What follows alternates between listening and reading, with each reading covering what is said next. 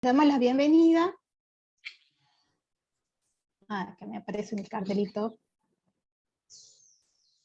Ahí está. Le damos la bienvenida entonces a este nuevo conversatorio del Instituto de Historia y Patrimonio, en donde venimos desde el miércoles pasado con el primer encuentro, hablando sobre el patrimonio arquitectónico de Tucumán. En el encuentro anterior hemos tratado los temas de la historia de la vivienda. Se comenzó por una charla sobre la casa colonial, después la casa chorizo, la vivienda del siglo XX y finalmente las casas del movimiento moderno de Eduardo Sacristi. En esta oportunidad, en este conversatorio, vamos a hablar sobre los edificios institucionales. Vamos a comenzar por una charla de la arquitecta Silvia Rossi sobre patrimonio para la cultura, específicamente las bibliotecas. Vamos a continuar con el patrimonio religioso, a cargo del arquitecto Luis Bruna, y vamos a terminar con el patrimonio bancario, a cargo de la arquitecta Daniela Moreno.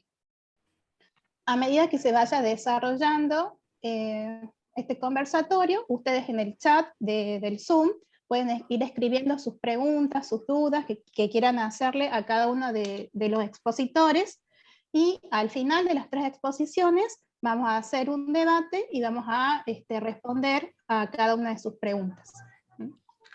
Entonces vamos a comenzar con la charla de la arquitecta Silvia Rossi. Los 3 arquitectos que van a dar sus charlas hoy pertenecen al Instituto de Historia y Patrimonio de la FAO. La arquitecta Silvia Rossi es profesora asociada en la Cátedra de Historia de la Arquitectura 2 y de la materia electiva de la ciudad como patrimonio cultural. Dirige un proyecto PIUN sobre conservación del patrimonio arquitectónico en Tucumán como recurso estratégico en el desarrollo urbano y territorial. Y ha realizado proyectos de restauración en edificios integrantes del patrimonio arquitectónico provincial y nacional, como la Iglesia Catedral, el Centro Cultural Ruyés, la Biblioteca Sarmiento, entre otros. Silvia, te cedemos la palabra. Bueno, buenas tardes a todos. Comparto pantalla, así.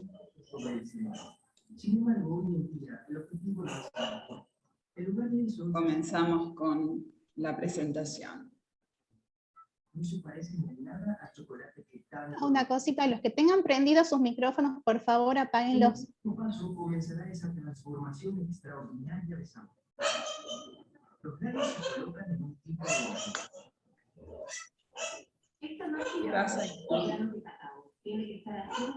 Recién compartida. Perfecto. ¿Ustedes ven algo? No, está como que se terminó la presentación de PowerPoint. A ver. Ahí está. Ahí Hay alguien que tiene todavía prendido el micrófono y se escucha de fondo. Patricia, ¿podrías apagarlo de ahí? Me parece. Creo que Marta Garay.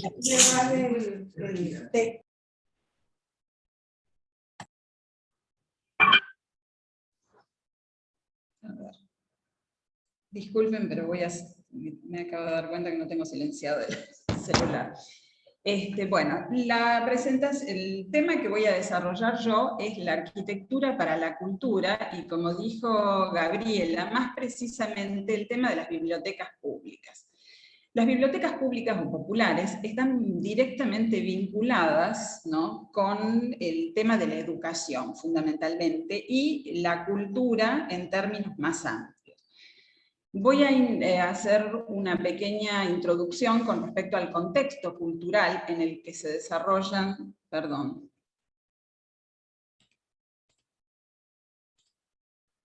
el contexto cultural en el que se desarrollaron y se crearon las bibliotecas públicas en Tucumán y en la Argentina, porque es un proceso que se da simultáneamente con el proceso de creación de escuelas. En 1864 se crea el Colegio Nacional de Tucumán por un decreto nacional firmado por el presidente Mitre. Nosotros vamos a ver cómo a lo largo de la educación, el criterio con el que se entendía la educación en el periodo de Mitre y luego posteriormente en el periodo de la gobernación de Sarmiento, de la presidencia de Sarmiento y de Avellaneda, que fueron centrales para el desarrollo de la educación y la cultura en términos generales para el país. Cuando se crea el Colegio Nacional, el criterio sostenido por Mitre y por Alberdi era la educación en términos de educar a la élite, a quienes iban a gobernar y quienes iban a dirigir el país. Cuando en 1868 es designado presidente Sarmiento, Sarmiento planteaba una mirada completamente diferente con respecto a la educación. ¿Por qué? Porque planteaba la idea de que el progreso, ¿no?, se iba a conseguir solamente mediante el desarrollo de la educación y la cultura, ¿no? Entonces, a la creación de colegios nacionales en las distintas provincias, Sarmiento va a promover la creación de escuelas y bibliotecas. ¿Por qué? ¿Por qué es el tema de las bibliotecas? La biblioteca trabajaba, o sea, la idea de Sarmiento era que la educación iba a ser lo que lograría generar una cultura mucho más homogénea. Ustedes piensen que a fines del siglo XIX se dio la gran inmigración europea, entonces la variedad de procedencia de los distintos inmigrantes hacía que cada uno tuviera el bagaje cultural y educativo del lugar de donde venían. Entonces, la idea de nación no se sostenía si no se lograba generar una amalgama de todas esas cosmovisiones diferentes, ¿no?, y lograr generar una cultura, digamos, a la cual pertenecieran todos. Entonces, Sarmiento plantea, por un lado, la educación desde las escuelas, la fundación de escuelas, y por otro, el tema de las bibliotecas iba a ser el lugar donde se acercaba a la cultura, y inclusive había las bibliotecas no eran entendidas solamente como un lugar donde se leían libros o donde se generaban los salones de lectura, sino estaba muy vinculado también con la generación de charlas, cursos, por ejemplo, para personas mayores, ¿no? Ya lo vamos a ver después en la Biblioteca Sarmiento, pero la idea era que a los niños se los educaba en las escuelas y se generaba esta cultura nacional, y a los adultos la biblioteca era la llegada al resto de la familia. Y además la idea era que se crearan bibliotecas en todos los lugares del país. O sea, no solamente en las ciudades capitales, sino en cada poblado, lo mismo que las escuelas. Se genera una especie como de gran red de escuelas y de bibliotecas. Durante los últimos 25 años del siglo XIX, se da este proceso, ¿no?, de fundación de escuelas, pero que no se materializan con edificios. Los edificios escolares importantes, o sea, toda la arquitectura, tanto escolar como de bibliotecas, va a ser a partir de los primeros años del siglo XX. Muy rápidamente vamos a hacer un punteado. Tenemos que en 1864 se crea el Colegio Nacional de Tucumán. En 1866 se crea una escuela de música y 2 escuelas más, llegando a tener 29 escuelas en todas las provincias. Ustedes recuerden que antes las escuelas estaban ligadas a las órdenes religiosas o eran escuelas vinculadas con la iglesia. O sea, esto es la generación de la educación pública. En 1868, en la presidencia de Avellaneda y con su ministro de Educación, la presidencia de Sarmiento, con el ministro de Educación Avellaneda, que luego es presidente en el próximo periodo, con lo cual tenemos un periodo muy largo donde la política educativa es una política de Estado. Entonces, en 1870, Sarmiento dicta una ley que es fundamental para la creación de bibliotecas públicas, que es la 419, que crea la Comisión Protectora de Bibliotecas Populares. Y la idea es fomentar, ¿no?, todo lo que sea la cultura popular, la educación y la lectura, fundamentalmente. Se crean en general como sociedades literarias. Otra de las características que tiene la ley 419, la ley Sarmiento de bibliotecas, es que se crean a partir de generación de asociaciones, digamos, de asociaciones civiles.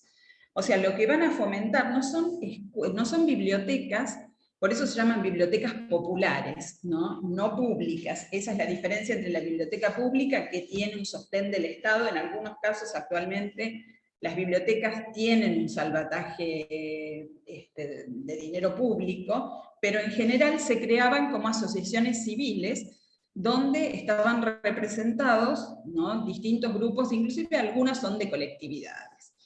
Hacia 1870 la provincia tenía 61 escuelas y se crea el Colegio Sarmiento para niños. En 1871 la provincia vota partidas para la formación de bibliotecas públicas, porque hay además una serie de estímulos para que se creen estas bibliotecas. Pero hasta el momento estas bibliotecas, lo mismo que las escuelas, generalmente tenían locales alquilados o, digamos, o en casas de familia. El tema está que no tenían los espacios apropiados ni los espacios específicos. Eso también hacía que muchas veces aparecían y desaparecían, o sea, se creaban y al poco tiempo no lograban subsistir y desaparecían. En 1873 hay referencias bibliográficas que Tucumán tenía 3 bibliotecas. Una en la ciudad de San Miguel de Tucumán, otra en Concepción y una tercera en Graneros. En 1875 se inaugura la Escuela Normal de Tucumán. ¿Por qué tiene importancia el tema de la Escuela Normal en Tucumán? Porque la primera biblioteca pública de Tucumán, que va a ser la Biblioteca Sarmiento, se crea a partir de la reunión de un grupo de alumnos y exalumnos de la Escuela Normal. ¿Por qué? Porque tanto los colegios nacionales como las escuelas normales se alentaba a los alumnos a que se crearan ámbitos de lectura, ¿no? Por ejemplo, la creación de sociedades literarias, de sociedades de bellas artes, o sea, para estimular todo lo que fuera la cultura y la educación. Ustedes piensen que a lo largo de la mitad del siglo, de fines del siglo XIX, principios del siglo XX, la noción de progreso estaba directamente vinculada con el tema de la cultura y la educación. De hecho, el modelo, si bien para todo lo que eran las bellas artes, el modelo era Francia, o para la cultura en términos generales era Francia, en el tema educativo el modelo era Estados Unidos. Inclusive las primeras maestras que trae Sarmiento para digamos, para desarrollar su política educativa eran maestras norteamericanas. Como recién les dije, los primeros edificios que se hacen, esto lo verán después con Florencia, que va a hablar del sistema escolar y de las escuelas, recién aparecen a principios del siglo XX. Lo mismo va a ocurrir con las bibliotecas, o sea, los primeros edificios específicamente creados, ¿no?, para escuelas y bibliotecas. La primera biblioteca pública de Tucumán es la Biblioteca Sarmiento.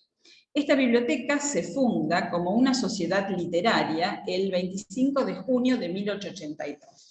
Como les dije recién, fue fundada por un grupo de jóvenes alumnos y exalumnos de la Escuela Normal como una sociedad literaria. Tenía la peculiaridad que para ingresar en esta sociedad, además con un neto corte, si bien estaba generado por la élite de Tucumán en ese momento, ¿no?, porque después, a lo largo de todo el desarrollo de los primeros años, de las primeras décadas de la Biblioteca Sarmiento, vamos a ver que las personas que estaban asociadas y que trabajaban dentro de esta asociación, fueron después quienes fueron gobernadores, diputados, tuvieron, digamos, actividades muy destacadas en todo lo que fuera la cultura de Tucumán y en todo lo que fuera el tema de obras públicas. O sea, en general está muy vinculado con la Biblioteca Sarmiento.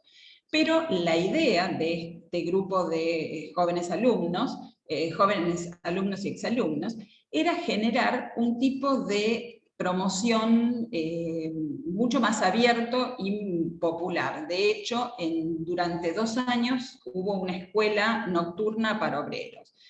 Además, la idea del ingreso en esta biblioteca no se daba por una cuestión económica, o sea, no había una cuota importante de asociación, sino se presentaban trabajos monográficos que después van a ser los que van a alimentar las revistas que se generan a partir de la Biblioteca Sarmiento. La Biblioteca Sarmiento durante varias décadas publica una serie de revistas culturales que son muy interesantes porque precisamente van recogiendo no solo la actividad cultural de Tucumán, sino también muchas veces las obras de ingeniería o todas las obras de progreso que se daban en la ciudad.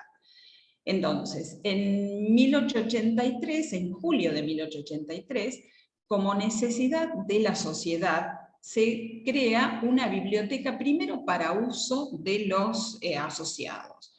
Esta biblioteca se crea a partir de la donación de libros. Los primeros libros son donados por los propios socios, y luego en septiembre de 1884 se decide que esta biblioteca iba a ser abierta al público. Entonces, para ampliar el fondo bibliográfico se gestiona la donación de la biblioteca de la municipalidad, que se la obtiene y se inicia el fondo bibliográfico con los libros de los socios, más los 835 libros provenientes de la biblioteca municipal. También se había gestionado la donación de la biblioteca del Club Social, que en ese momento se estaba disolviendo, pero finalmente no se logra. También está el tema del local propio. Primero la biblioteca ocupaba un lugar alquilado, pero muy rápidamente, en 1893, tiene un local propio que está ubicado en la calle Piedras, entre 9 de Julio y Buenos Aires. Es bastante curioso, ¿no?, que cuando uno lee las crónicas de ese momento y las actas, una de las cosas que decían que la biblioteca había perdido, muchos asociados, o que no tenía la dinámica cultural que tenía como cuando estaba más cerca del centro, que era próximo a la Plaza Independencia, porque estaban en un lugar mucho más alejado del área central de donde pasaban las cosas. O sea, pensemos que Piedras está a 2 cuadras de la 24 de septiembre. Pero bueno, en ese momento, ¿no?, para ellos eso era un local que quedaba alejado, y por eso perdían la concurrencia de los jóvenes alumnos que ellos alentaban que usaran la biblioteca. Entonces, bueno, finalmente ese local lo venden, ¿no? Inclusive hay algunas versiones que dicen que no lo venden, sino que lo rifan, porque les resultaba mucho más, podían tener más dividendos rifándolo. Entonces, para que finalmente después pasan a alquilar otro local entre 1893 y 1906, y finalmente en 1906, cuando era presidente de la Sociedad Sarmiento, Juan Veterán, se consigue el local, compran el predio que tienen al lado de la catedral, y se hace el proyecto que lo hace Domingo Selva, que es quien hace el proyecto de la Casa de Gobierno. O sea, se está construyendo la Biblioteca Sarmiento en simultáneo con la Casa de Gobierno, y el proyecto es donado por el Estado,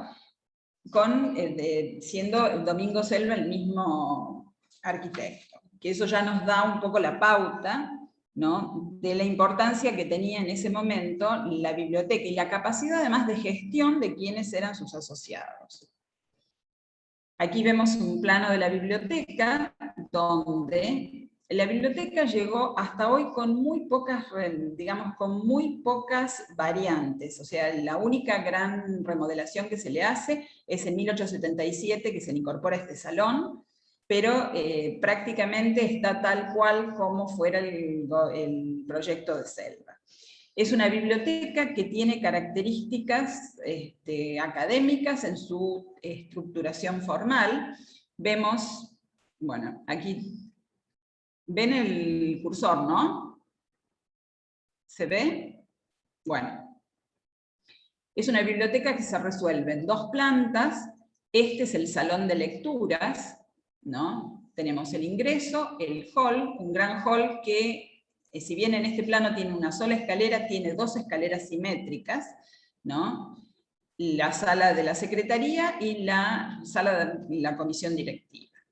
Tenemos en la planta alta, se sube por estas 2 escaleras, se llega a este foyer, y tenemos el gran salón de actos, ¿no? Que esta es otra de las características que vamos a ver con distinta envergadura en los diferentes, digamos, en los diferentes ejemplos. Siempre las bibliotecas tienen la sala de lectura y un salón de actos. En algunos casos, como ya lo vamos a ver después, la biblioteca del Círculo de Magisterio, que es una biblioteca más chica, ¿no? En realidad, ¿qué tiene? Una sala de lectura que se transforma en salón de actos en algunas ocasiones, ¿no? Pero en todos los casos se plantea la doble función. ¿Por qué? Porque la función fundamental de la biblioteca no es solo la lectura, sino fundamentalmente la difusión de la cultura, ¿no? Y sobre todo la cultura literaria. Bueno, en el caso de la Biblioteca Sarmiento, esta es una vista del salón de actos, y vemos cómo, del salón de lectura, hoy, esta es una vista actual del salón de lectura, y esta es una vista del salón de lectura en 1932. Vemos cómo se estructura, en este caso el sistema de libros es un sistema del salón de las bibliotecas puestas sobre a lo largo de los muros, ¿no? Son bibliotecas muy, digamos, con mucha iluminación. ¿Por qué? Ustedes piensen que a principios del siglo XX, la luz, digamos, la luz que no fuera natural era bastante limitada. Entonces, digamos, lo que se tenía era una muy buena ventilación natural.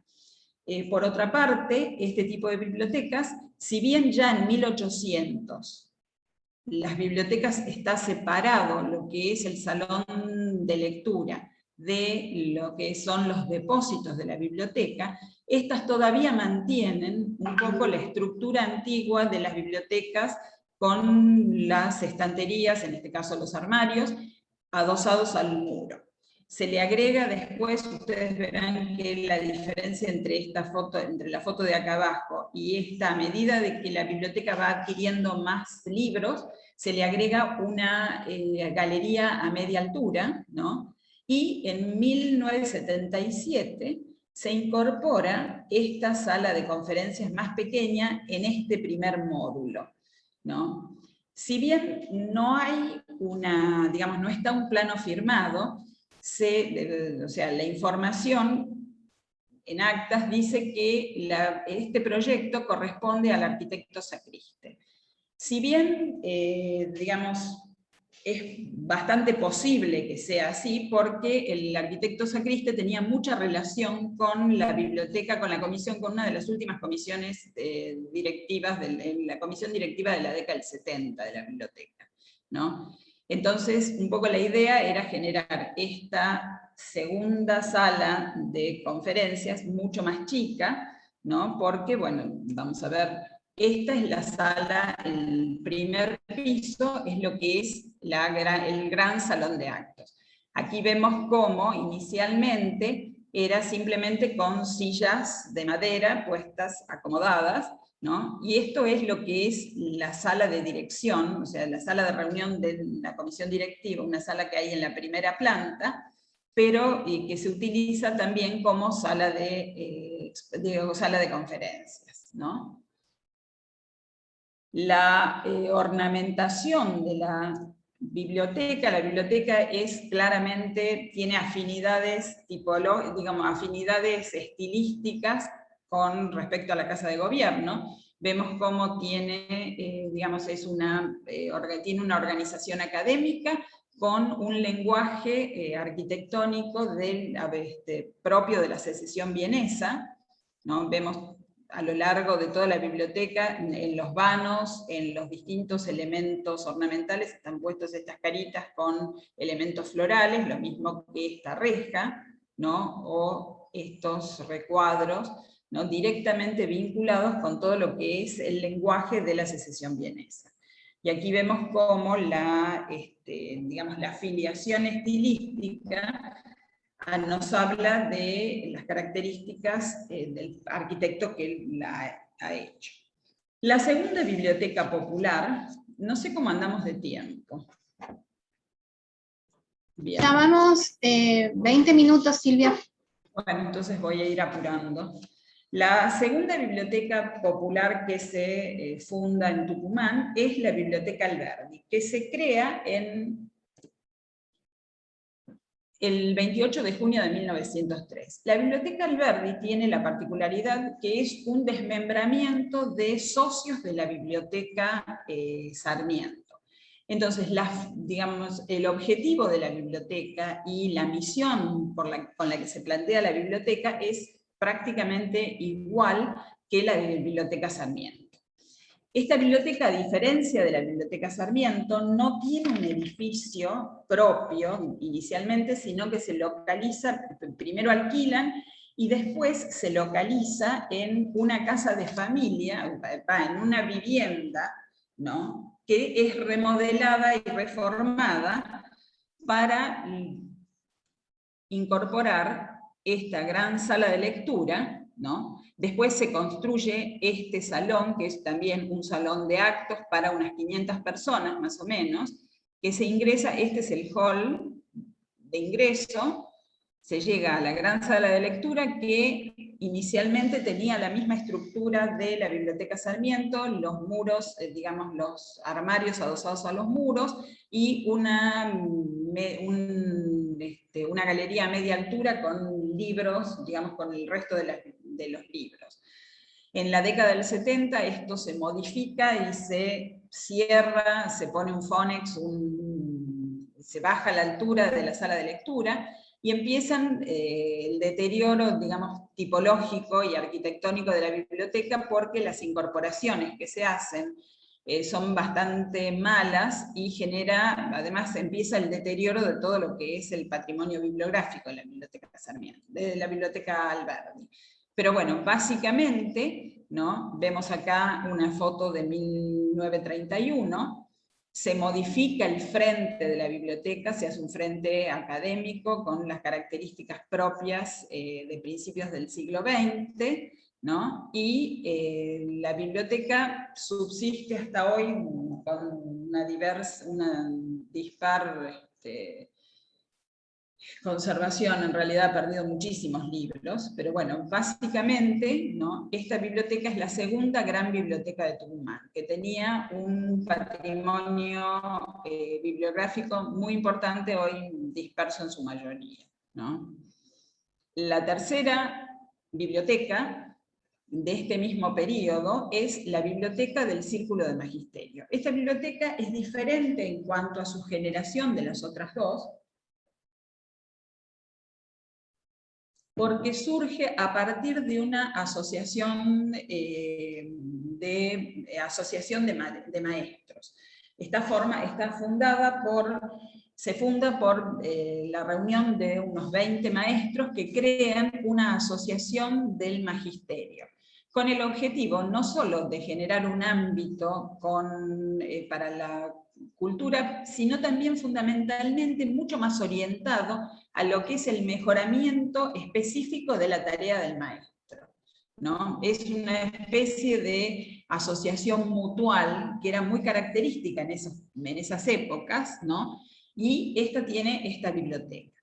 Si bien el edificio, ¿no?, se mantiene, vemos una foto de 1931, donde las características, esta es una foto actual del salón de lectura, ¿no?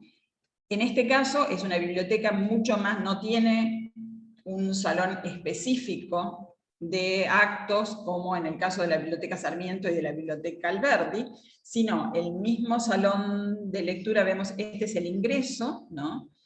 por la calle Las Heras.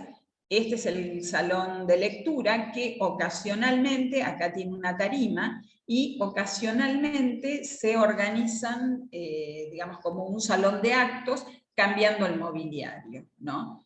Pero la función se da simultáneamente, o sea, si bien no tienen espacios diferenciados, la función de salón de actos y sala de lectura también aparece muy claramente en este ejemplo.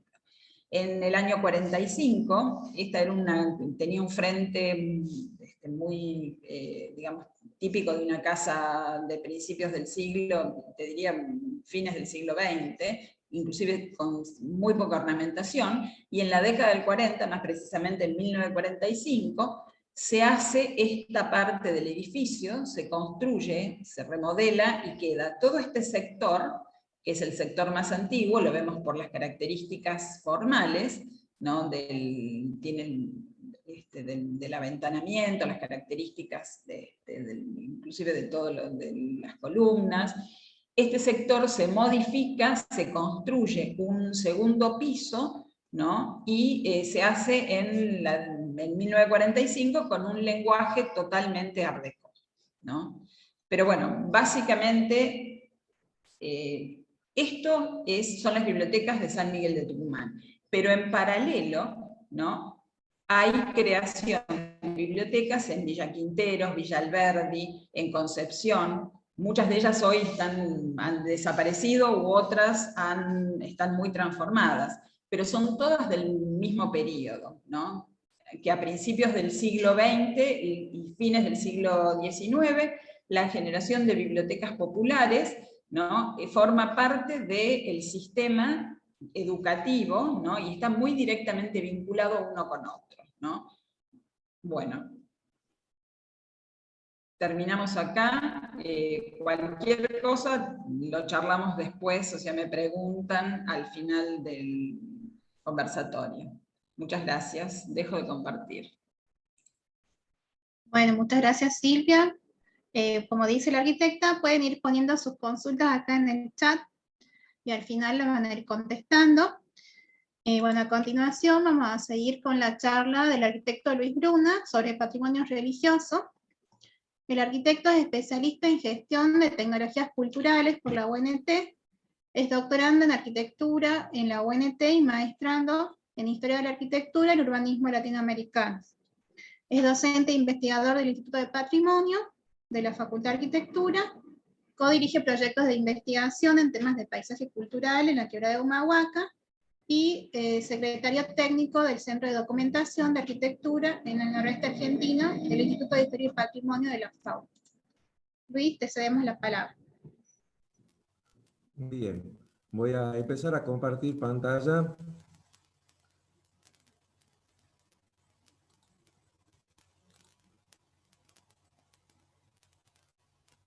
¿Se ve la presentación?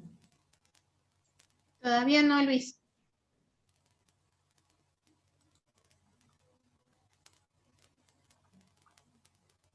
Ahora sí. Bien. ¿Se ve completo? Todavía no está como presentación en las diapositivas. Ahí la puse ya.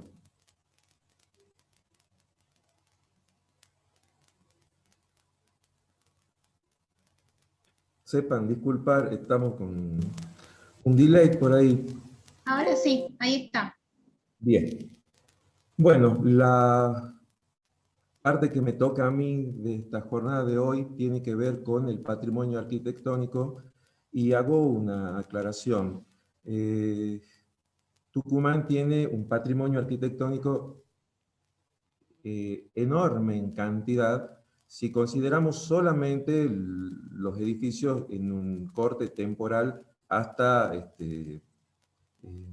1960. Sin embargo, lo que les estoy compartiendo acá, la imagen del mapa, muestra en grisado la jurisdicción de lo que es la arquidiócesis, que no necesariamente es lo mismo que la provincia. En la provincia de Tucumán coexisten 3 jurisdicciones eclesiales. A la mitad norte de la arquidiócesis de Tucumán, la mitad sur, la diócesis de Concepción, tras las cumbres calchaquíes hacia el oeste, el pedazo de la provincia forma parte de la prelatura de Cafayate.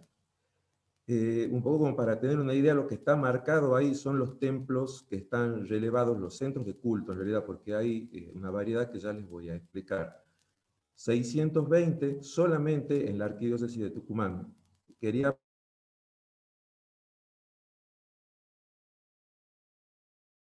exactamente a la mitad de la provincia. El objetivo de esta conversación es presentar las características de ese patrimonio arquitectónico como componente de un sistema cultural mayor para divulgar la importancia como legado que construye la identidad local. Una cuestión importante de por qué tiene valor el patrimonio religioso está en unos datos numéricos propios de la arquidiócesis. De una población de más de 1 millón de habitantes, solamente en la jurisdicción arquidiocesana, el 88% es católico, al menos por haber sido bautizado. No necesariamente cumplen con todos los sacramentos, pero el del bautismo sí lo reciben, y ese es el dato importante a tener en cuenta, porque indica que al menos una vez hubo una experiencia religiosa, no necesariamente del bautizado que no tiene conciencia, pero sí de todo lo que acompañan ese sacramento. La cantidad enorme que implica el porcentaje de bautizados nos da a entender la importancia del patrimonio arquitectónico religioso como parte de nuestra cultura. La propuesta es comprenderlo desde un concepto de sistema, en donde interactúan distintos componentes. Hay componentes intangibles y componentes tangibles. Dentro de lo intangible, la historia y la memoria y las distintas manifestaciones de la religiosidad que ya les comento más adelante. A eso se le suma e interactúan elementos de diversas escalas que van desde las más pequeñas, como los objetos litúrgicos y los equipamientos de los templos, pasando por los propios edificios religiosos en su gradiente espacial, desde el entorno hasta el presbiterio, en esa gradación de lo profano a lo sagrado, y hasta la propia organización territorial de la arquidiócesis.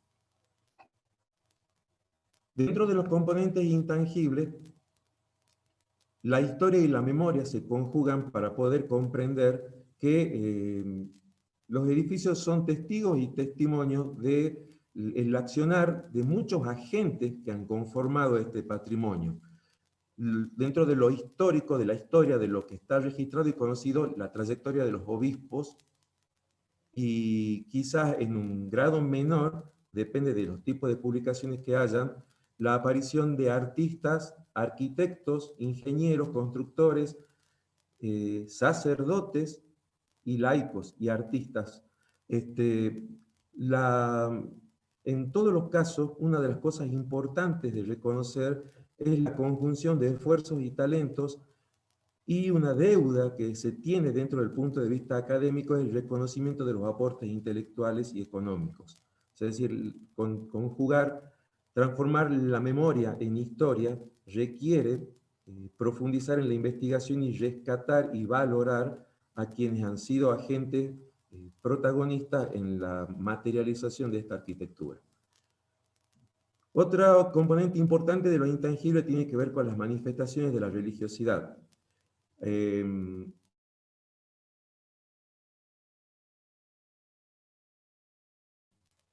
las distintas manifestaciones de esa religiosidad. Así tenemos que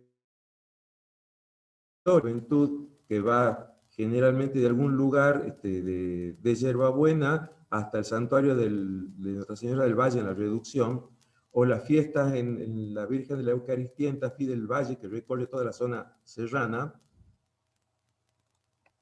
un poco más reducido en escala, pero igual de importante, la festividad de Corpus Christi, que transforma a la plaza en un espacio de celebración religiosa, festividades locales como las parroquiales, en las fiestas patronales, y pasando por los tipos de actividades performáticas, como los peseres vivientes, los propios actos sacramentales, las comuniones, las confirmaciones, las bodas, en donde hay participación de gente, y también creo que vale la pena incorporar las propias manifestaciones artísticas per se. Es decir, la temática religiosa promueve e impulsa la aparición de expresiones netamente artísticas que, si bien no tienen la función evangelizadora, promueven la divulgación, al menos de la historia religiosa. Dentro de lo tangible, en un orden de gradiente de escala, hay toda una serie de recursos que van por los elementos y el equipamiento con una carga simbólica muy importante y que son objetos de trabajo de calidad artesanal y artística que lo terminan convirtiendo en patrimonio. Algunos de ellos están en el Museo de Arte Sacro y otros forman parte de los elementos propios del uso litúrgico. En él se pueden reconocer, en cada uno de estos, una trayectoria estética que va desde los más antiguos en la época de la colonia hasta el arte contemporáneo presente en algunos elementos, como por ejemplo el del monasterio de Cristo Rey, con el Cristo que está atrás del altar, de neto corte contemporáneo en su expresión. El arte sacro, que puede estar integrado a la arquitectura o formar parte de un complemento o también funcionar per se, tiene la función de colaborar en la transmisión del mensaje de evangelización. Y nuestros templos tienen una variedad riquísima de componentes de esta categoría. Esculturas, pinturas figurativas, elementos del Vía Crucis, crucifijos, coronas, vitrales. Hay un repertorio importante que también pasa por distintas categorizaciones estilísticas. Desde las más cercanas a lo figurativo a las más próximas al arte abstracto.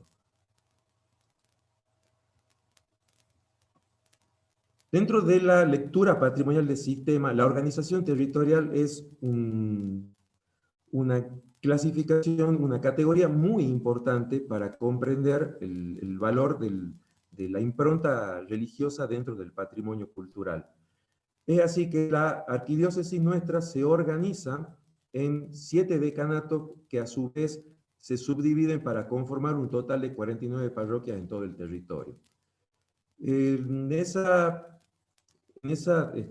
variedad de jerarquías y de jurisdicciones ha ido evolucionando la percepción del territorio desde los primeros tiempos en esta idea de división de grandes unidades en el cerro y el llano, a lo que hoy podemos considerar como una clasificación un poco más precisa para la localización de la arquitectura religiosa. Así es que podemos distinguir lo rural, lo rururbano, lo suburbano y lo urbano. En el primer caso, la capilla de Granja Modelo está ubicada en el medio de una zona de plantaciones de cítricos. Sin embargo, hay una arboleda que le crea todo un entorno para la localización de este edificio en un entorno netamente rural. Los rururbanos son elementos que han ido evolucionando, pues esta capilla, por ejemplo, formaba parte de una finca en su momento, y en la medida que el crecimiento de la población ha ido demandando ocupación de la tierra, se han ido logrando efectos de tendencia a la urbanización que le va dando a esta categoría rural una serie de servicios que lo transforman en rururbano. Dentro de lo netamente urbano hay localización de edificios como por ejemplo el de la Capilla San Antonio María Claret en la zona del Chivero, que está en un punto marginal de la ciudad, o la netamente céntrica como la Capilla del Buen Pastor en la calle Mendoza al 800. En lo netamente rural o lo urbano, la organización territorial permite encontrar a través de la circulación de las distintas vías una distribución en recorridos de parroquias y de capillas, perdón. El caso de Tafí del Valle es uno de los más interesantes porque conforma una cantidad extraordinaria de capillas, no es la que tiene más capillas dentro de las parroquias, pero lo interesante acá es que en una unidad geográfica que es la cuenca hidrográfica de Tafí, podemos encontrar distintos tipos de capillas que nos permiten hacer una lectura histórica de capas en el paisaje, tomando como elemento de estructura de análisis la propuesta de Gabriela Pastor para la lectura paisajística de Tafí del Valle. La arquitectura religiosa bien puede dar cuenta de elementos de lo hispánico o del paisaje de las estancias, o lo del veraneo, que es desde la década del 40 en adelante, o el de la mundialización del territorio desde la década del 80 en adelante. El de la mundialización del territorio es uno de los más deliciosos, al menos para mi curiosidad de investigador, porque permite mostrar ciertos juegos de lo posmoderno. En la parte urbana, la organización territorial tiene una serie de dinámicas de transformación que va modificándose en la medida que la población crece y requiere una reorganización de sus jurisdicciones. Es así que el arzobispado trazó en el año 2004 un plan de pastoral en el cual se pretendió articular las parroquias en jurisdicciones con zonas y sectores.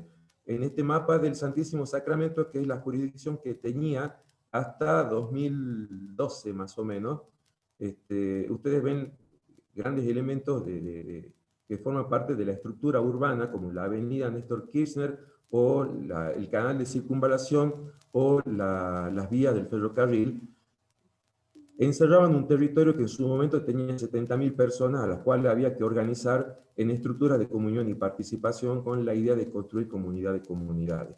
Para eso se articuló la parroquia, dividiéndosela en zonas, poniendo como cabeceras de la zona lo que se ven en cruces rojas son las capillas que integraban la parroquia, y a su vez las zonas en sectores para poder hacer que las comunidades se organicen. Ustedes verán acá que luego eso se modificó. Esta foto es el momento en que la parroquia le entrega al obispo la nueva jurisdicción parroquial, ha perdido lo que estaba hacia la zona del oeste, pero va ganando hacia el sur,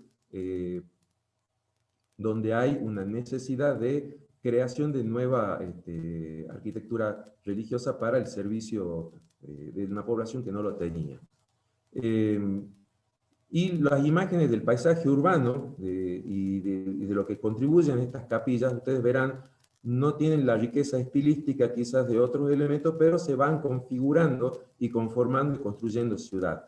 Quizás uno de los casos emblemáticos es la de Capilla de San Benito, que se creó en la década del 80 en el barrio Juan Veterán, sufrió un incendio en la década del 90 y gracias al esfuerzo de toda la comunidad se pudo conseguir un subsidio, volver a armarla, tratando de recuperar dentro de la memoria colectiva la figura, lo que corresponde a la tipología, pero ya con materiales ignífugos.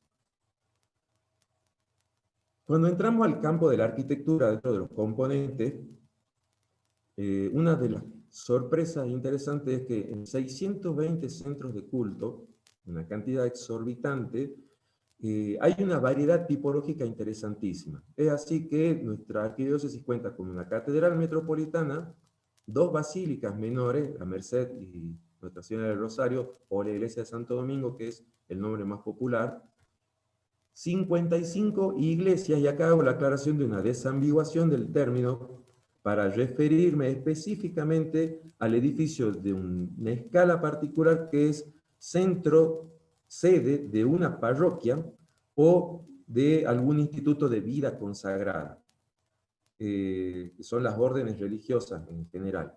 Entra también dentro de la categoría de iglesia algunas que no pertenecen a las 2 anteriores que he nombrado, como una iglesia episcopal, que es donde reside nuestro cardenal en estos momentos. La iglesia episcopal de la Santa Cruz no tiene jurisdicción, sino que tiene una rectoría a cargo del cardenal Villalba. o las iglesias de otros ritos que son, que tienen comunión con la Iglesia Católica, como el caso de San Marón, que pertenece a la comunidad libanesa maronita. Sin embargo, la cantidad mayoritaria específicamente son las capillas, entendidas en este caso como extensión de la gran iglesia. En el caso de nuestra organización territorial, las capillas están coordinadas y subordinadas a las sedes parroquiales. Las hay urbanas y rurales.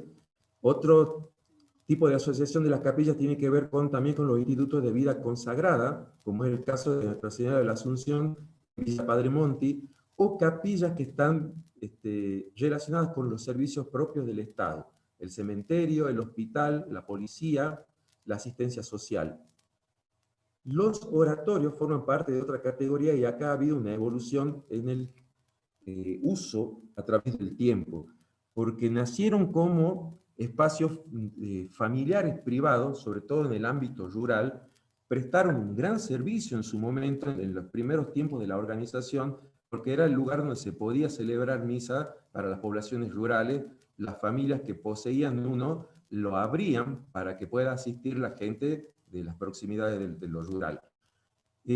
Hoy, la gran mayoría de esos oratorios familiares han pasado a constituirse en capillas. Quedan algunos dentro del ámbito de lo privado, como este oratorio de la Estancia de las Carreras, o ya forman parte de otro tipo de agrupamiento, como es el caso de las comunidades religiosas que van empezando a hacer enclave en distintos barrios, arman sus propias casas y destinan un local para el oratorio, no necesariamente de acceso público. He puesto este último de Nuestra Señora de Luján en el rodeo Burruyacu porque la simplicidad de ese prototipo es el germen sobre el cual nacen posteriormente y evolucionan hasta, por lo menos hasta capillas. La gran mayoría de las comunidades rurales, urbanas y suburbanas empiezan a localizar sus espacios de culto con este prototipo, al cual después lo van haciendo crecer gracias al esfuerzo comunitario. Las grutas son infinitas, en cantidad muchísimas, solamente enumero acá 103 que son las que el arzobispado las tiene listadas dentro de los espacios en donde se celebran la misa o están incluidas dentro de las actividades pastorales. He puesto esta de Lourdes porque es una de las más representativas e icónicas para la gran población. Los centros de asistencia pastoral son otro tipo, en realidad no son edificios religiosos, pero son edificios que prestan el espacio para la celebración eucarística hasta tanto se pueda constituir algún elemento, algún inicio de edificio religioso. Tenemos también otro santuario, el de la Merced, aparte de ser basílica es santuario, pero el de la Reducción está en Lule, y hay dos ermitas, debe haber más probablemente, pero dos que están reconocidas al menos en la literatura que se revisa para la investigación. Una es, la que está puesta en foto, es la del Pozo de San Francisco, en Trancas, y otra en Tafí del Valle, dependiente de los franciscanos. Lo que viene después es rápidamente una propuesta a partir de mis trabajos de investigación que pretendo materializar en dos tesis sobre cómo se puede periodizar el patrimonio arquitectónico religioso. Ustedes verán acá que hay 336 años desde la segunda fundación de Tucumán al día de hoy, en el cual se han ido construyendo 620 centros de culto. Sin embargo, aproximadamente el 10% se hizo hasta 1960. El Concilio Vaticano II coincide con el cambio de paradigma cultural del paso de la modernidad a la posmodernidad y con una fecha tremendamente dura para la historia tucumana, que es el momento del cierre de los ingenios. La conjunción de estos tres elementos históricos han producido fenómenos de implosión y explosión y un crecimiento tan importante. Por eso la mancha del mapa del registro de edificios está muy abigarrado en la zona del Gran San Miguel de Tucumán. En la medida que ha ido creciendo la población y ocupando, han ido naciendo los centros de culto. La propuesta es entender que, por lo menos hasta 1960, uno puede reconocer arquitectura religiosa colonial, neoclásica, ecléctica y neocolonial. Y del 1960 en adelante, el moderno tardío y el posmoderno. Voy a ir cerrando la exposición contando rápidamente en una diapo las características sobresalientes de cada una de estas periodizaciones. De la arquitectura colonial, en realidad, no tenemos elementos de, digamos, de mucha profundidad en la autenticidad, puesto que la fragilidad de los materiales con los que se podía construir en ese periodo hace que sea muy difícil la manutención. Estoy hablando siempre de la arquidiócesis de Tucumán, ¿no? Al sur de Tucumán, por lo menos la iglesia de Chicligasta y la capilla de San Ignacio en La Cocha tienen, digamos, un poco más de verosimilitud en cuanto a la arquitectura colonial. Pero hay tres características que creo que son muy importantes de entender dentro de este estilo. La noción del lugar que brinda la implantación de esta arquitectura, es decir, en un sitio donde solamente había naturaleza, la implantación de esta arquitectura ayuda a conformar un lugar y a darle identidad a ese espacio geográfico, a ese lugar, a ese sitio. La racionalidad es otra característica importante porque al no haber tantos materiales, el uso del sentido común y el pragmatismo, la claridad para poder sacar provecho a todo lo que tenía, se puede leer en la disposición constructiva y estilística de la arquitectura. Y nótese que en la foto de abajo está la capilla antes de las ampliaciones que se hicieron para poder adaptarlas a los requerimientos de la iglesia con motivo del jubileo.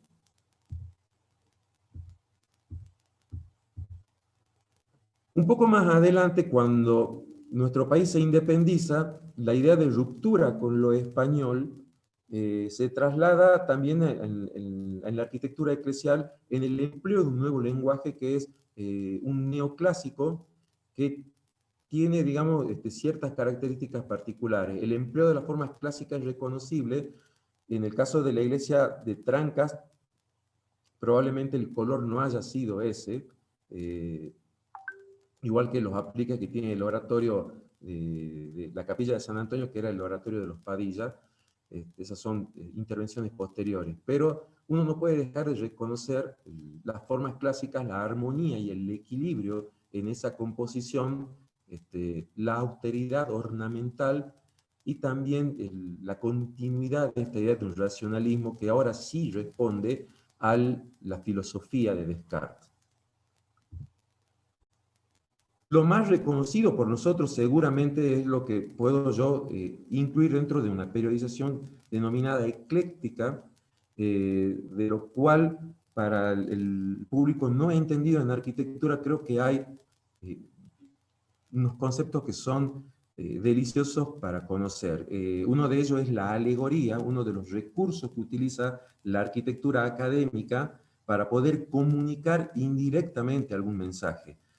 Hay dos que están muy presentes en estas fotos, la de la catedral, que muestra en el frontis la escena de Moisés recibiendo a una partida que había ido a reconocer la tierra prometida. Recuerden que Dios lo castiga a Moisés por su, entre comillas, diciéndole que no iba a entrar a la tierra prometida. Entonces, ¿por qué esta escena dentro de la Catedral de Tucumán? Porque hay una alegoría que uno tiene que entender a partir de un dato que es el nombre de la ciudad en el momento de la fundación.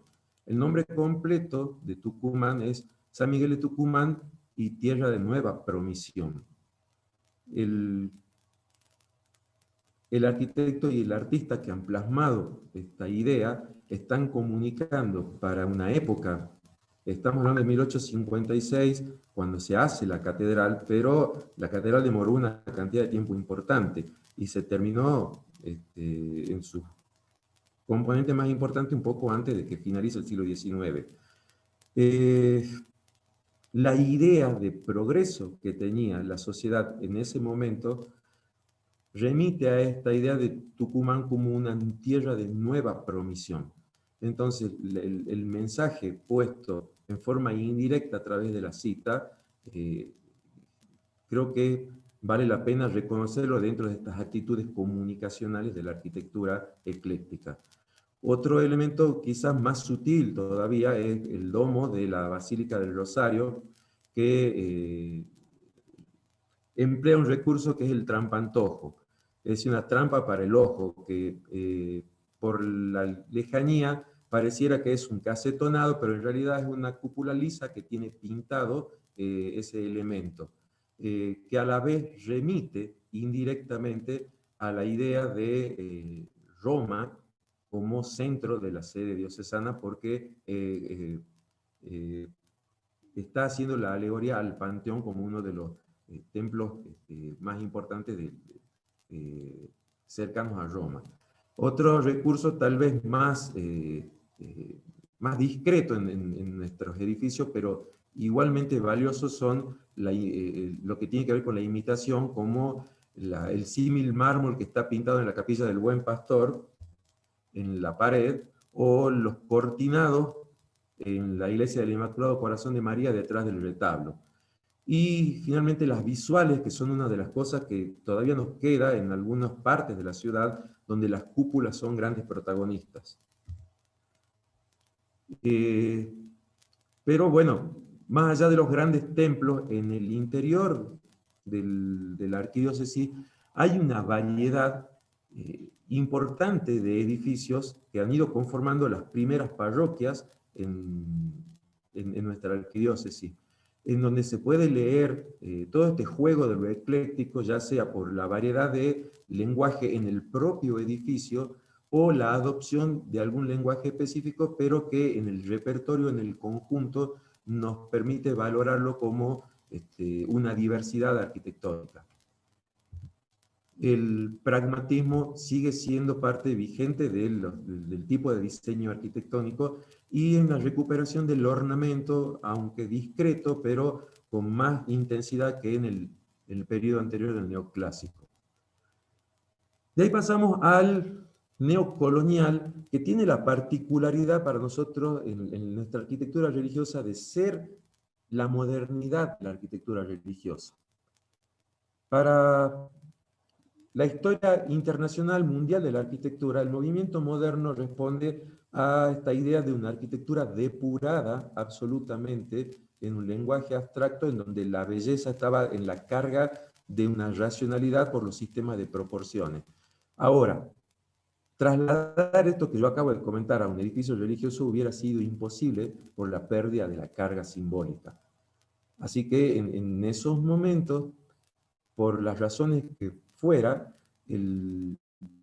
la forma de superar esta idea de una arquitectura totalitaria de lo académico y lo ecléctico estuvo dado en el neocolonial, como respuesta en la búsqueda de la identidad y un modo también de ser moderno. En eso se puede reconocer el rescate de algunos elementos, básicamente de un barroco peruano, con una variedad tipológica también, desde pequeñas capillas como la del Pilar en San Pablo, o el gran templo de la Basílica de Nuestra Señora de la Merced. Disculpa, Luis, vamos media hora. Sí, ya me quedan 3 diapos. El moderno tardío es quizás uno de las arquitecturas con mayor referencia dentro de las comunidades más que han seguido a lo del neocolonial. Tenemos ejemplos magníficos, preconciliares y postconciliares, La iglesia de Fátima y la iglesia de María Auxiliadora son preconciliares y van mostrando esta idea de un lenguaje que pretendía estar en sintonía con una iglesia preocupada por el interés social. Por lo tanto, la austeridad formaba parte del recurso estético y estilístico para transmitir. También el alarde estructural a través de un lenguaje retórico de exageración de los elementos que conforman la estructura, o el empleo de algunos lenguajes con algunos casos curiosísimos, como el de la capilla de Nuestra Señora de los Ángeles, que remite a esta idea de Fátima del arquitecto Caveri, o este ejemplo que para mí es uno de los más lindos, la capilla de Nuestra Señora de Pompeya en Famaillá, que tiene un aire a Le Corbusier interesantísimo. Y pasamos a lo último, al posmoderno, con su diversidad, el pluralismo arquitectónico y un juego de geometrías importantes, puesto en 3 líneas distintas para poder ejemplificar toda esa variedad. El caso del Gran Templo, como el de la iglesia San Juan Bosco, en donde toma el desafío de articular un edificio de un lenguaje contemporáneo con otro muy anterior, conformando ese atrio en la esquina, con elementos muy divergentes, pero que tienen algún gesto de diálogo, al menos en la conformación de los 2 niveles hacia la calle. Pasando por la línea del medio, en donde hay citas evidentes, por ejemplo, la ventana rociana que está en la capilla de Cristo Redentor, o la cita en la Nuestra Señora del Huerto, o los recursos de un rival histórico como el que planteaban en la capilla en el oratorio de Yerbabuena.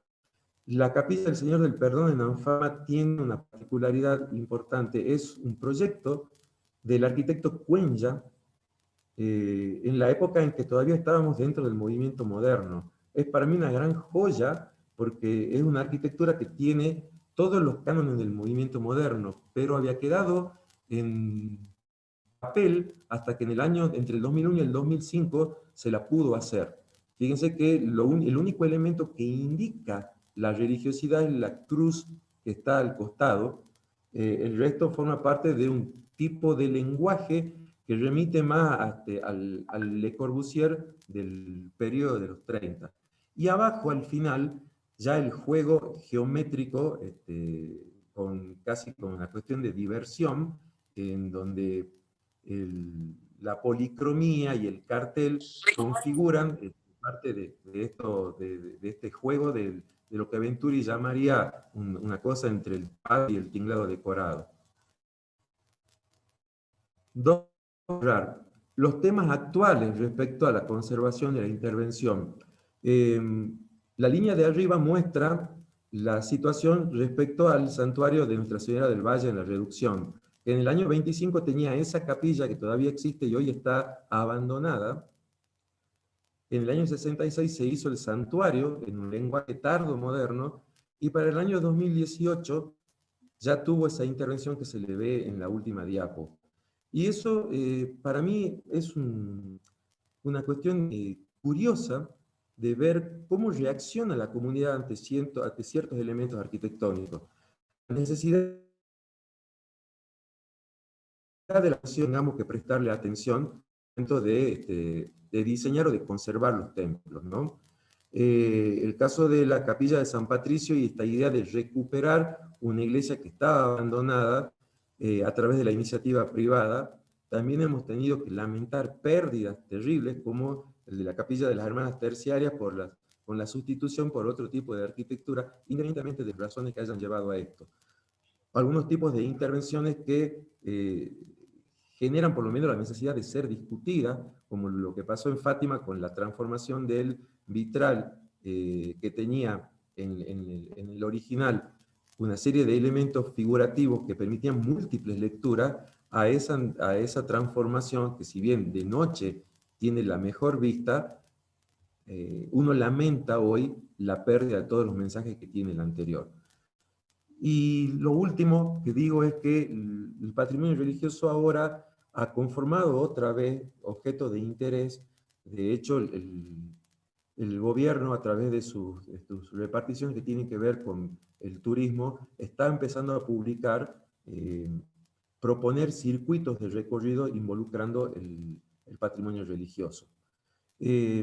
La última cosa que voy a decir es que el sentido de pertenencia se refuerza, en este caso para las comunidades, por el tiempo que lleva a concretar la obra. Uno está pensando que solamente el patrimonio religioso es lo que tiene cierta antigüedad. Sin embargo, conformar un edificio puede llevar por lo menos 30 años para una comunidad. Algunos no tendrán las cualidades estéticas tradicionales, pero tienen toda una carga histórica y simbólica que amerita un estudio y que los ponga, digamos, al menos en una idea de lectura valorativa del patrimonio. Abajo al final, 4 libros que están al alcance del público en general, donde pueden ampliar todo este tema. Muchísimas gracias. Muy técnico. Bueno, muchas gracias, Luis. Muy completo toda la catalogación del patrimonio religioso. Y recuerdo que los que quieran hacer preguntas lo pueden hacer por el chat. Ahora continuamos con la última exposición a cargo de la arquitecta Daniela Moreno sobre el patrimonio bancario. La arquitecta Moreno es magíster, docente e investigadora del Instituto de Historia y Patrimonio, es directora de la maestría en Historia de la Arquitectura y el Urbanismo Latinoamericanos, ha dirigido y dirige programas y proyectos de investigación CIUN y de la SPU vinculados a la historia y la conservación del patrimonio urbano arquitectónico, particularmente en temas referidos a patrimonio industrial y espacio público, sobre los que ha publicado en numerosas presentaciones y asesorías. Actualmente es directora del programa PIUNT, el patrimonio urbano arquitectónico del NOA, como recurso estratégico para el desarrollo local. Te cedemos la palabra a Daniela. Bueno, voy a compartir. A ver. ¿Se ve? Sí, se ve todavía como, no como presentación, pero se ve el Sí, PowerPoint. sí, es que está ahí el... Ahí voy. Pensando. ¿Listo? ¿Ahí se ve bien? Ahora sí. Voy a volver para atrás. Bueno, buenas noches ya casi a todos y a todas. Esta especie de charla que voy a dar ahora sobre el patrimonio bancario de Tucumán tiene como base un estudio que hicimos hace ya varios años con la arquitecta Analia Chiarello sobre el patrimonio bancario de Tucumán, porque si bien existen publicaciones o estudios sobre edificios en forma aislada que forman parte del patrimonio bancario, el patrimonio bancario no había sido como enfocado como sistema, digamos, como un conjunto de edificios que conforman un sistema patrimonial que es muy rico en nuestra ciudad y que en ese voy a poner, a la hora que esté me voy a pasar, no quiero. Para empezar, ¿Te aviso en algún momento, Daniela? o avísame en algún momento, ahí está, así bueno, no... dale. Bueno, los orígenes de la actividad financiera en Tucumán están vinculados a los orígenes de la actividad financiera en la Argentina, que no se institucionalizaron sino hacia mediados del siglo XIX. Antes era más bien espontáneo, y a mediados del siglo XIX comienza la institucionalización del sistema financiero, y en Tucumán se materializa con la instalación del efímero banco hipotecario de las provincias ligadas del norte, que está muy poco tiempo. En realidad, el punto de inicio, digamos, de la actividad financiera con mayor fuerza se da a partir de 1876, cuando la llegada del ferrocarril permite, la llegada del ferrocarril a Tucumán, obviamente, permite el desarrollo de la producción regional, fundamentalmente de la industria azucarera, que está, digamos, el ferrocarril permite, además de traer maquinarias que modernicen la industria, permite sacar la producción al litoral, o sea, permite que la industria empiece a desarrollarse, Tucumán empieza a activarse económicamente, y sin duda hay una necesidad de un mayor flujo de capital, con lo cual es necesario que se desarrollen estas instituciones financieras que en algunos casos son privadas, en otros públicas y en otros públicas privadas.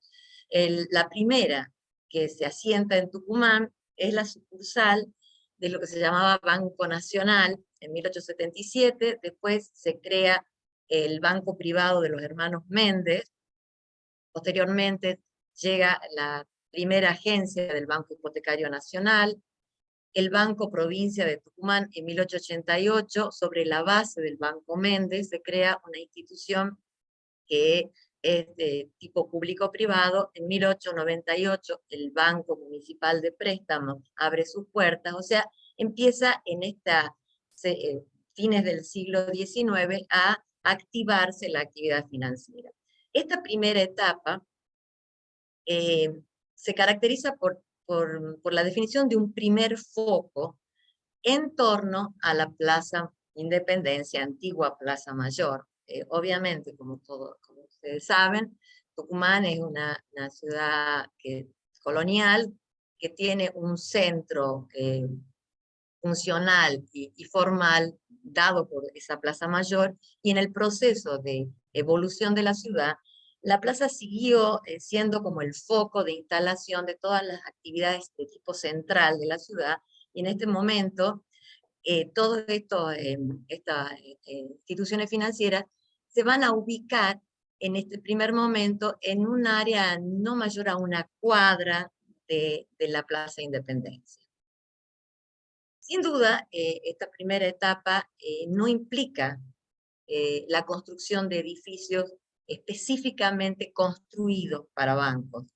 Se van a instalar en edificios preexistentes, alquilados, en general casas, como algunos de estos ejemplos que están en esta imagen, como el Banco Provincial, o el Banco Provincia, que se instala en la Casa Méndez, esta casa donde también había estado instalado el Banco Méndez, en la esquina de 24 y 25. Hoy esta casa está demolida, es la placita que está frente a la Pisada, ya no hay edificio en ese lugar.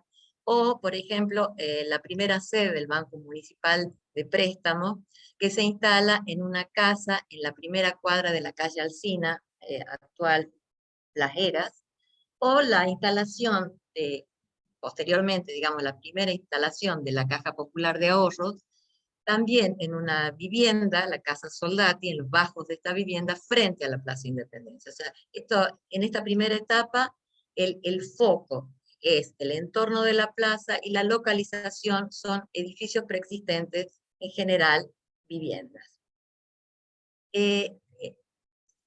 Una segunda etapa, o un segundo foco, está definido por la instalación de la sucursal del Banco Nacional en la esquina de la antigua calle Las Heras y Maipú.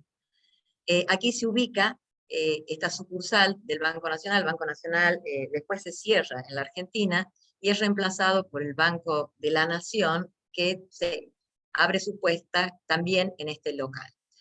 Esta localización probablemente fue la que indujo a que la mayor parte de las sedes que abrieron en Tucumán, ya sea de instituciones provinciales o sedes de instituciones nacionales, públicas o privadas, se fueran instalando en torno a la ex calle, antigua calle Las Heras, hoy San Martín, generando este eje que en conjunto con el antiguo foco conforma el eje bancario de Tucumán, lo que hoy podríamos denominar la City bancaria. O sea, esta calle es la que aglutina la ubicación de la mayor cantidad de bancos en la ciudad. La construcción del patrimonio bancario como patrimonio arquitectónico, podemos decir que se inicia a principios del siglo XX. El primer banco que decide construir su sede propia es el Banco de la Provincia, que habíamos visto que había estado en locales alquilados, la mayoría al principio ocupó locales alquilados, y compra un terreno en la calle 9 de Julio, primera cuadra, y el proyecto del Banco Provincia lo realiza el arquitecto belga Alberto Pesmaker. Al año siguiente, el Banco Alemán Transatlántico se instala también en la ciudad, en un edificio ya en la misma cuadra donde estaba el Banco Nacional. O sea, es el segundo edificio que se instala en la zona, y el Banco de la Nación Argentina, antiguo Banco Nacional, decide construir un nuevo edificio que represente de alguna manera la imagen institucional. Estos nuevos edificios tienen ya un programa funcional específico digamos, destinado a banco, y intentan representar la imagen institucional que caracteriza a las instituciones bancarias, tanto en la Argentina como en el extranjero. El Banco de la Nación, entonces, reconstruye su edificio sobre un proyecto de Domingo Selva, que, como decía Silvia, el autor de la Biblioteca Sarmiento, pero también el autor de la Casa de Gobierno. En el mismo momento se están construyendo estos edificios en esa esquina de Las Heras y Maipú. En el mismo año, al frente de la esquina del Banco Nación, se instala el Banco Español del Río de la Plata, con un proyecto del arquitecto Carlos Agote, un arquitecto muy prestigioso en Buenos Aires. Había construido el Palacio Paz, el Círculo Militar y una otra serie de edificios importantes en Buenos Aires.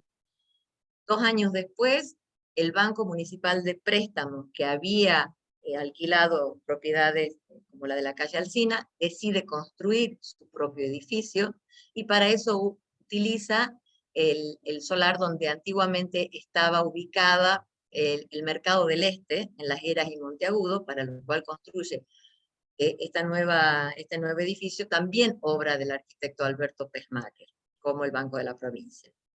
En este mismo año, el Banco Francés del Río de la Plata instala su sede en Tucumán, en un edificio proyectado por el arquitecto Manuel Graña, al lado del Banco Español. O sea, se va consolidando la calle Las Heras a uno y otro lado de la Plaza Independencia. Se construye también un pequeño edificio, que es el edificio del Banco Constructor, en la calle 9 de Julio al 100, un edificio que duró poco y fue después demolido.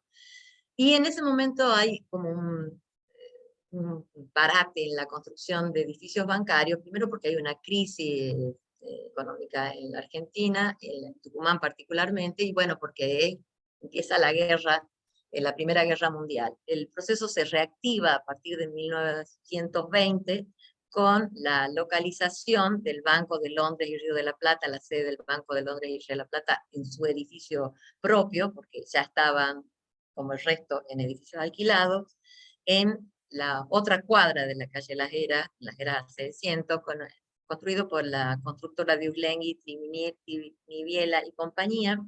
Y ese mismo año, al lado del Banco de la Nación, se construye el edificio del Banco Comercial de Tucumán, donde hoy está el Banco Macro, que había sido la sede, el sitio donde había estado anteriormente el ex Banco de Crédito Inmobiliario. Simultáneamente a la construcción de este edificio, el Banco de la Nación remodela nuevamente su sede y la amplía. Primero la había ampliado hacia la calle Maipú, en un terreno donde localiza la casa del gerente, y ahora compra otro terreno hacia el oeste, amplía el edificio y le da digamos, una imagen mucho más clásica, académica, más bien francesa, en esa esquina que está, digamos, de alguna manera conformándose el centro, la city bancaria. La construcción del patrimonio bancario tucumano continúa con el nuevo edificio del Banco de la Provincia. El Banco de la Provincia compra un terreno en la esquina de la calle La Prida y San Martín para construir su nueva sede, para lo que hace un concurso, y el ganador es el arquitecto Virasoro. Se construye este edificio que, además de contar con el banco, tenía locales comerciales y casas de renta hacia la calle San Martín. Unos años después, el Banco Hipotecario, que también funcionaba en locales alquilados, decide construir su sede en la esquina de Las Heras y Junín, sobre proyecto del arquitecto Federico Saldarini. Y la Caja Popular de Ahorro, que había funcionado primero en estos locales alquilados y posteriormente se había instalado en el edificio del Banco Francés. El Banco Francés dura muy poco en Tucumán, y el edificio es transferido a la financiera de Alfredo Guzmán, que está unos años, y después se instala la Caja Popular de Ahorro en ese edificio. Pero cuando deciden construir su propia sede, eligen el frente de la Plaza Independencia, que se realiza un concurso que ganan Noel Guido y Escasani, famosos arquitectos porteños, o sea que va a instalar frente a la Plaza Independencia. Y el último de esta serie de edificios, este periodo, sería el Banco Sirio-Libanés, que se instala en Córdoba y Maipú, un poquito, digamos, a 2 cuadras del eje principal. Este edificio hoy es un negocio. Digamos, en esta primera mitad del siglo XX, entonces se consolida de alguna manera el eje bancario, con una incidencia muy clara en la conformación del tejido urbano de la ciudad, generando el área financiera comercial, que hoy de alguna manera perdura, pero que en ese momento tenía un carácter mucho más fuerte, genera un sector de la ciudad, digamos, caracterizado por ser el sector financiero, desde el punto de vista funcional y desde el punto de vista del paisaje urbano. Estos edificios que van a representar el poder de la banca, con sólidos edificios de características estilísticas significativamente académicas, digamos, de alguna manera materializando ese valor que tiene la banca dentro de la ciudad, y sobre una base tipológica que tiene sus variantes en edificios más importantes y edificios más pequeños, algunos casi viviendas negocios, como el Banco Alemán o el Banco de Londres, pero que van a caracterizar este conjunto de la primera mitad del siglo XX. Es posible en esta serie, digamos, distinguir algunas variantes en la disposición funcional y espacial, caracterizada por la ubicación, la disposición funcional, digamos, caracterizada por la disposición del público y del personal. En algunos de los edificios, como el primer edificio del Banco Provincia en la calle 9 de Julio, el espacio central, a modo de patio, se reserva para el público y el personal se ubica en la zona perimetral. Digamos, esta es una de las tipologías más clásicas de banco, en el cual el público circula por lo que sería un patio techado, y en la zona periférica se ubica el personal. El segundo edificio construido para el Banco de la Provincia también se mantiene esta organización funcional, ahora en un patio octogonal, de una escala mucho más importante, pero el público está en el centro y los mostradores en la zona periférica. En este caso, además, los locales de oficinas están en las plantas altas, balconeando a ese hall central. Y otra de la tipología, que ya no sería en la cual el hall central está destinado al público, es la inversa. Digamos, muchos de los edificios bancarios, el personal se ubica en la zona central o principal, y el público en la zona periférica, ya sea en forma de L o en forma de U. Estas plantas son las plantas del Banco de la Nación, en el primer proyecto de Selva, y después en la posterior ampliación, cuando el banco compra el lote más y, digamos, duplica en espejo su planta.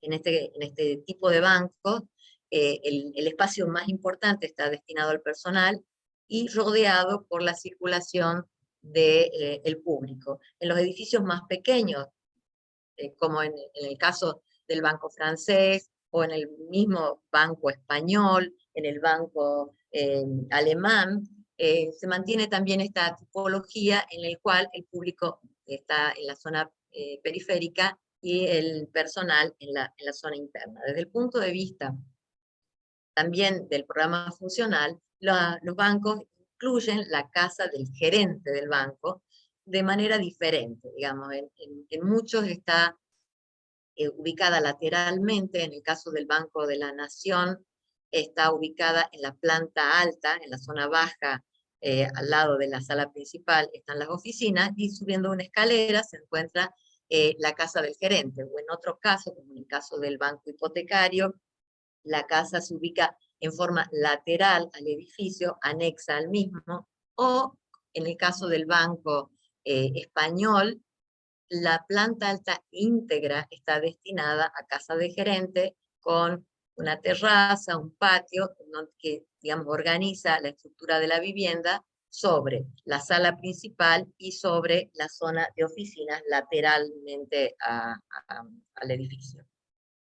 Desde el punto de vista de la disposición espacial, la mayor parte de estos edificios jerarquizan el espacio central. Lo jerarquizan en general, en el caso de que no sean edificios más pequeñitos, que tienen 2 niveles, digamos, más bajos, lo jerarquizan a través del uso de doble altura, a través de la presencia de cúpulas o la existencia de claraboyas, en las cuales se jerarquiza el espacio principal, ya sea que este espacio esté ubicado en la esquina o en el centro del edificio.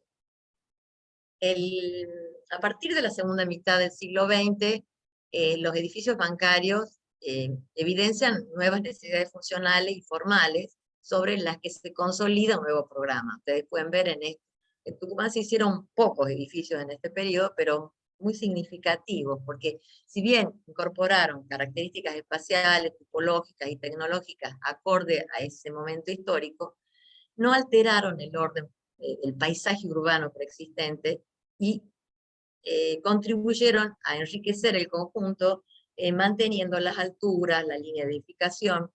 Entre los más importantes edificios que se construyen en este momento, podemos citar el Banco Comercial del Norte, obra del estudio CEPRA, que reemplaza al antiguo banco comercial, que estaba ubicado en el mismo lugar, al lado del Banco de la Nación. Y este estudio había hecho el año anterior la sede del Banco de Londres en Buenos Aires, ese edificio tan emblemático, brutalista, que caracteriza a esa nueva etapa de los bancos en la Argentina. Entre el año 66 y 73, se construye el Banco Empresario de Tucumán, en la calle Maipú, primer cuadra. Primero, en el año 73 hay una remodelación, digamos, el primer edificio es del 63, obra del arquitecto Eduardo Sacriste. El Banco Municipal de Préstamos reconstruye su edificio en la misma esquina en donde estaba el banco anterior, obra del arquitecto Carlos Robledo, y en 1981 se construye este nuevo edificio tan paradigmático en nuestra ciudad, que es el nuevo edificio del Banco de la Nación Argentina, ubicado en diagonal al edificio preexistente. También, de alguna manera, con este nuevo lenguaje, con esta nueva conformación espacial, le da una plaza a la ciudad, pero mantiene las alturas, la línea, digamos, de fachada, aunque sea virtual, de esa esquina tan emblemática.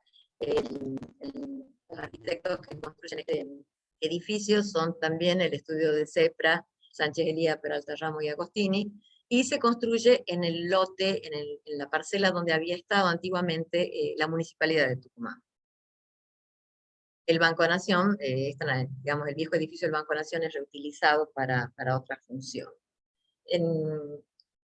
digamos, lo que caracterizaría de alguna manera a estos edificios de ambos periodos es la ubicación en lugares centrales del casco urbano, como símbolo de ese poder económico, y preferentemente ubicados en esquina, enfatizando el lugar privilegiado que otorga las ochavas. O sea, esta esquina de San Martín y Maipú, pese a estar conformada por edificios de distintos periodos, podemos decir que conforma un paisaje urbano homogéneo y representativo de la función bancaria. Una característica significativa de estos edificios es que fueron realizados por prestigiosos profesionales, ingenieros, arquitectos, constructores de prestigio local y nacional, como Domingo Selva, Carlos Agote, Martín Noel, Ángel Guido, Alejandro Virasoro, Eduardo Sacriste, y bueno, Cepra, Agostini, Peralta Ramos, Santiago Sánchez Elía, entre otros.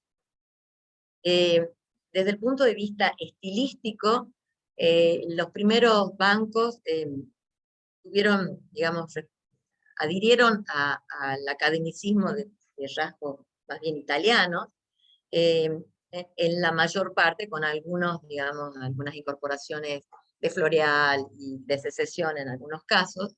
En un segundo momento, a partir de 1920, se abrieron a nuevos repertorios característicos de principios del siglo XX y adhirieron al eclecticismo imperante en ese momento con distintas variantes. Sin duda, respetando de alguna manera la cultura clásica. Posteriormente, se incorporó, digamos, más avanzado el siglo, el Art Deco, el estilo moderno, de alguna manera fue caracterizando a estos nuevos edificios en estos nuevos periodos, la arquitectura imperial, Art Deco, moderna, fue, digamos, limpiando de alguna manera las fachadas de estos edificios, pero seguían teniendo la prestancia de un edificio bancario. Posteriormente, en estos últimos edificios que habíamos visto a partir de la segunda mitad del siglo XX, adhieren al nuevo lenguaje de ese momento, el lenguaje tardomoderno, edificios muy significativos, varios de los cuales aún perduran. Desde el punto de vista, y aquí voy a ir más rapidito porque ya estoy bastante pasadita en tiempo, lo que refiere a la reconversión y transformación del patrimonio bancario, nosotros, en realidad, la mayor parte del patrimonio bancario no mantuvo su función. Hay muy pocos edificios que hoy siguen siendo bancos respetando la función original. La mayor parte fue refuncionalizada, pero muchos fueron, digamos, la dinámica urbana fue sometiéndolos a que fueran reemplazándose por otros edificios. Hoy los bancos tienen otra actitud, otra actitud frente a la arquitectura, y fue desvirtuando de alguna manera la función original como banco. Respecto a los que fueron refuncionalizados, podemos citar, bueno, sin duda, el ex Banco de la Provincia, el edificio más emblemático de Tucumán como de función original bancaria, que después de tener alguna otra función, se transformó en Museo de Bellas Artes, Museo Timoteo Navarro. Es un edificio que está declarado Patrimonio Histórico Nacional, está incorporado en la Ley Provincial de Patrimonio, y es un edificio catalogado también en el listado de la municipalidad, un edificio que además, una de las características de esta arquitectura bancaria es que acepta, es flexible, entonces permite la incorporación de distintas funciones, manteniendo la estructura tipológica original. Esa posibilidad también se dio en el caso de una manera diversa, sin duda, y con algunas alteraciones interiores más fuertes, en el caso del Banco Español, que cuando fue vendido y privatizado, el dueño decidió transformarlo en una galería. Los arquitectos que tomaron el desafío, que fueron la arquitecta Benaltávez y el arquitecto Campopiano, decidieron mantener la fachada, hacer como una doble cáscara, utilizar el interior para locales comerciales, fraccionándolo de alguna manera. De todas maneras, ese edificio tenía una sala bastante pequeña, estaba fraccionado en oficinas, y ubicar el bar en la zona de un patio existente en la zona hacia al sur, donde estaban las oficinas. El otro edificio significativo que tiene Tucumán, también como Banco Provincia, el edificio que está ubicado en la calle San Martín y Laprida, es un edificio muy importante. Ahora ha sido declarado también Monumento Histórico Nacional, forma parte de la ley provincial, está declarado de interés municipal, pero es un edificio que aceptaría realmente un uso, digamos, una refuncionalización mayor. Ahora forma parte de las oficinas de la Secretaría de Estado de Hacienda, y es una sala teatral muy interesante como está utilizado, pero digamos es un edificio que da para mucho más. El ex Banco Municipal fue reutilizado para Consejo Deliberante de la Municipalidad, readecuando el espacio municipal. El Banco Hipotecario, después de algo tiempo digamos, de propuestas que no cuajaron, bueno, se fue reutilizado para la librería Cúspide, que lo remodeló interiormente, y bueno, hoy tenemos un importante espacio. Como ustedes pueden ver, los espacios bancarios aceptan la refuncionalización de distintas funciones que se adecuan a esta gran espacialidad que forma parte, siempre manteniendo la espacialidad y sin duda las fachadas, ¿no? Son de gran significado. Un caso terrible que todos queremos olvidar, pero no es posible porque hay un enorme hueco, es el del ex Banco Francés, que pasó por, digamos, en varias refuncionalizaciones como banco. Después tuvo la oficina de Secretaría de Comercio, fue recuperado para Espacio Dar, y la Caja Popular lo mantuvo de alguna manera hasta que lo abandonaron. Le abandonaron de tal manera que fue irrecuperable. Y como ustedes saben, después de lo que pasó con el Parravicini, el peligro que un edificio cayera sobre gente es algo que no se puede, digamos, no se puede, no es una posibilidad que esté en nadie. Entonces, con la presión que se ejerció, finalmente el edificio se demolió hace ya 2 años, y es un hueco en el paisaje urbano de la ciudad, en un área que hubiera sido tan importante que se consolide, que se mantenga.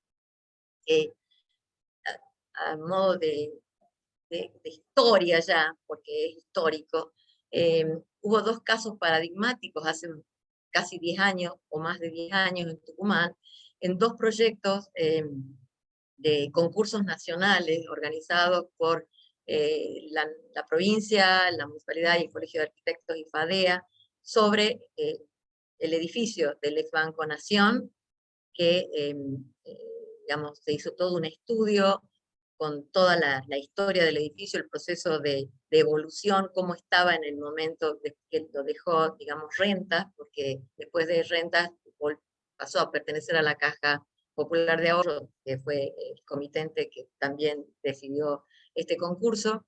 Se definió qué áreas eran intangibles, qué áreas podían modificarse, se llamó a concurso nacional, se presentaron 35 proyectos, que debían además mantener una serie de pautas fundamentalmente vinculadas al espacio central, a las fachadas del edificio, no ya como fachadas, sino como crujías que forman parte de los sectores que eran intangibles.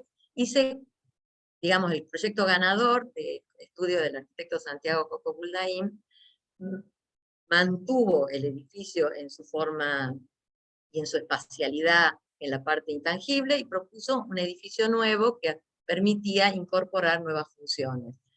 El otro gran proyecto que digamos, formaba parte de un concurso también, de que se denominó 3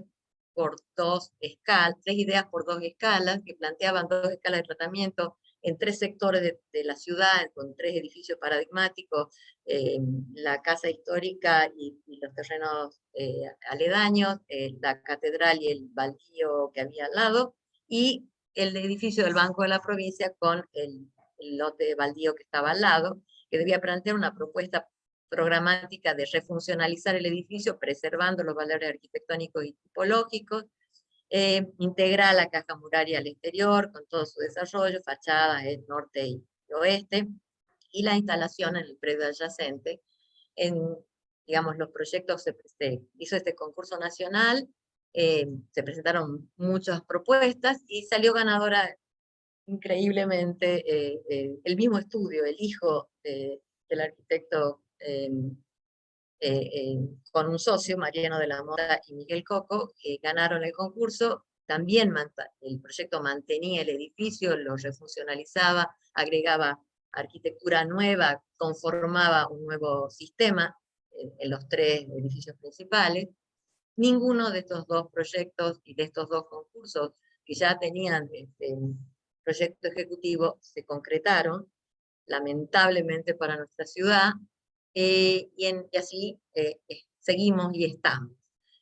Bueno, para terminar, esta idea, digamos, esta exposición lo que intenta es contribuir a visibilizar, otorgándole valor y reconocimiento a este importante patrimonio, que es necesario para garantizar su permanencia como conjunto integral, no como edificios aislados, sino como parte sustantiva del tejido urbano, y además alentar, volver a alentar a que los procesos de renovación supongan alternativas de intervención que salvaguarden los valores propios de estos edificios, permitiendo la incorporación de todo aquello necesario para un nuevo ciclo de vida, pero sin destruirlo. Muchas gracias. Bueno, muchas ¿Ya gracias. me repasé o no? No. Casi estamos en horario. Bueno. Súper interesante la exposición, así como las 2 anteriores que han tratado 3 temáticas diferentes. Me parece que estamos cortos para preguntas, para un debate, pero les vamos a dejar las redes sociales del instituto, cosa que si tienen alguna pregunta, la pueden hacer a través de ese medio y después las derivamos a los expositores. Y bueno, los invitamos el próximo miércoles, en este mismo horario, 19 a 21 horas, para el próximo conversatorio, que va a ser sobre edificios institucionales, en donde se va a exponer sobre patrimonio ferroviario, patrimonio escolar en los siglos XIX y XX, un caso específico de la escuela Moreno en Monteros, y otro caso de la escuela Paul Grusac. Así que ya vamos a estar avisando también por las redes sociales con nuevos flyers. Y acá les voy a compartir las redes sociales del instituto. Ahí creo que se ve. Bueno, para que nos sigan y hagan las consultas que crean oportunas. Muchas gracias a todos los participantes. Y a los expositores también. Muchas gracias a vos. Muchas gracias. Gracias. Muchas gracias.